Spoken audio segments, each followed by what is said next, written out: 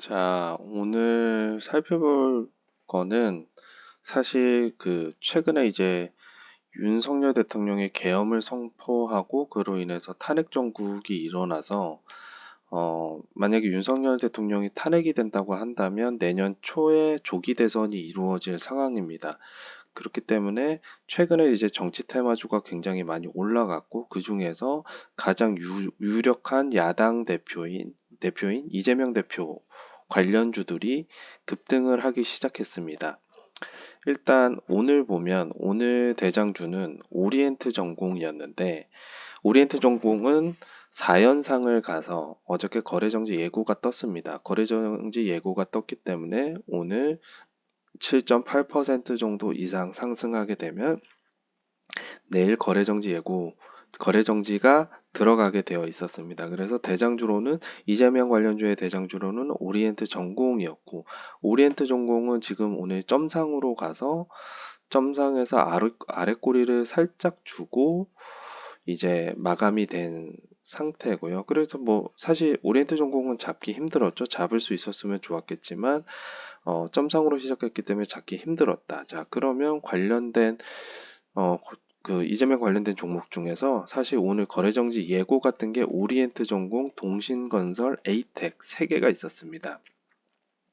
에이텍은 전일 상한가로 마감되지 않았기 때문에 오늘 좀 약할 수 있다. 오리엔트 전공이나 동신건설에 비해서 좀 약할 수 있다라고 생각을 했고, 동신건설도 사실 오늘 상한가를 가면서 사실 거래정지에 들어갈 줄 알았는데 그렇지를 못한 상태로 끝났습니다. 워낙 오리엔트 전공이 대장인 게 확실을 해서. 그래서 제 계획은 이랬습니다. 오늘 오리엔트 전공이 거래 정지에 들어가게 된다고 하면, 그죠? 8% 이상 상승해서 저는 오늘 상한가를 갈 거라고 생각을 했습니다. 대장이기 때문에 오리엔트 전공이 대장으로서 상한가에 들어가서 거래 정지에 들어가게 된다고 하면 제 생각에는 사실 부대장은 이스타코였거든요. 어저께 이스타코가 부대장이라고 판단한 근거는 굉장히 어제도 빠른 시간 내에 상한가를 들어가서 문을 잠궜었어요. 그래서 이스타코가 부대장이었고 하지만 동신건설이나 에이텍도 거래정지 예고였기 때문에 오늘 뭐 8%에서 10% 정도 오르게 되면 저는 그 라인을 지지해주게 된다면 상한가에 들어갈 거라고, 동신건설은 상한가에 들어갈 거라고 어느 정도 생각을 했습니다만 결국에는 동신건설도 상한가에 들어가지 못하고 끝나게 되었습니다. 여기서 우리가 살펴봐야 될 중요한 점이 뭐냐면, 자, 오리엔트 전공 노렸는데 오리엔트 전공을 잡지 못했다. 자, 이스타코도 마찬가지입니다. 이스타코도 부대장이긴 한데 강해서 오리엔트 전공처럼 점상으로 시작해서 아래 꼬리를 주고 말아 올려서 문을 잠궈 했습니다.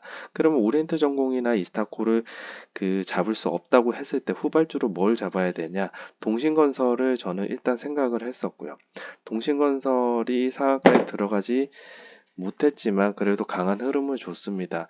그리고 오전장에서 보면 형지 INC나 형지 엘리트, 뭐 CS 카스 수산 INT 오전에 다 상한가로 들어갔었거든요. 일성건설도 들어갔었네요. 일성건설, 형지 INC, 형지 엘리트, 코이즈, 디젠스, 수산 INT, CS, 카스 이 모든 종목들이 다 이재명 관련주로 엮여 있는데 이것들이 다 오전 뭐 10시, 11시쯤에 다 이렇게 상한가로 들어가는 걸 보고 이게 한꺼번에 다 잠겨서 마무리될까라는 의심을 하긴 했지만 좀 아쉬운 점이 뭐냐면 이렇게 다 한꺼번에 끌고 갈 수 없다는 점입니다. 이 많은 종목들을 한꺼번에 끌고 갈 수 없기 때문에 결국 낙주 매매를 한번 생각했었어야 되는데 낙주 매매를 생각을 사실 못했습니다. 저도. 그래서 아쉬운 점에 대해서 생각을 해보면 이 낙주 매매를 했었어야 된다는 겁니다. 이렇게 고점 대비 거의 20에서 25% 정도 다 하락하는 모습을 보여줬었거든요. 형지 엘리트, 코이즈, 디젠스는 완전히 잠겼었네요. 수산 INT, CS, 카스 이 모든 종목들이 낙주 매매를 할 수 있는 기회가 있었다는 겁니다. 그래서 만약에 낙주 매매를 했었다면 사실 수익으로 보자면 거의 뭐 한 20% 이상의 수익을 다 낼 수 있었던 자리가 있었거든요. 그래서 중요한 점이 뭐냐면 이렇게 많은 종목들이 한꺼번에 상한가를 갔을 때 한꺼번에 데려갈 수 없기 때문에 쏟아지는 순간에 낙주 매매를 할 수 있다는 거를 기다려야 된다는 겁니다. 이제 시간적으로 보면 12시 정도에 쏟아졌었고요. 이제 낙주 매매 흐름을 보면 이렇게 쏟아지죠. 한번 반등을 줍니다. 20%, 뭐 20에서 25%까지 반등을 주고 하나, 둘 하고 올라갑니다.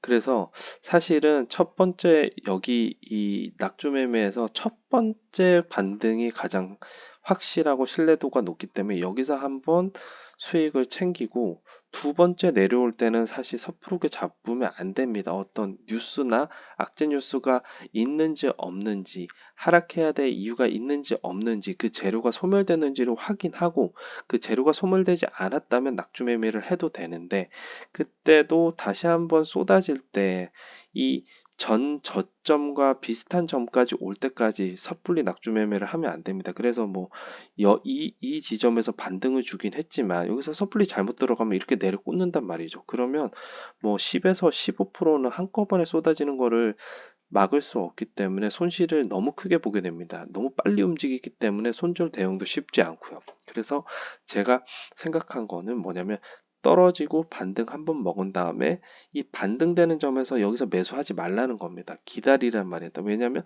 우리는 쌍바닥인 점을 다시 잡을 수 있는 기회가 있기 때문입니다. 그래서 이 흐름을 기억해야 됩니다. 낙주 한번 받아먹고 하나, 둘, W자로 상승. 결국 뭐 다 상한가로 진입하긴 했습니다. 왜냐하면 워낙 재료가 셉니다. 지금 이재명 윤석열 탄핵 정국이어서 윤석열이 탄핵이 되기만 하면 내년에 조기 대선이 바로 이루어질 거기 때문에 야당 대표인 이재명이 바로 대통령이 될 수 있는 상황입니다. 물론 뭐이 카스가 이재명이 대통령 됨으로 인해서 뭐 매출이 늘어난다는 거 뭐 상관 있느냐 그렇게 얘기하지 마시고 상관없습니다. 상관없지만 우리는 지금 테마 재료가 있기 때문에 매매하는 것이기 때문에 뭐 그냥 매매하는 겁니다. 일단 재료가 죽지 않았기 때문에 내년 대선이 이제 투표를 하기 한두 달 전까지 매매를 하면 됩니다. 대선주는요, 보통. 그래서 오늘 아쉬운 점은 이겁니다. 낙주를 잡지 못했다. 자, 이 많은 종목이 이 많은 재료의 테마주가 한꺼번에 상한가를 들어갔을 때 대장을 제외한 나머지 종목에 대해서는 낙주를 기다리자. 이게 오늘 제가 하고 싶은 말의 핵심입니다.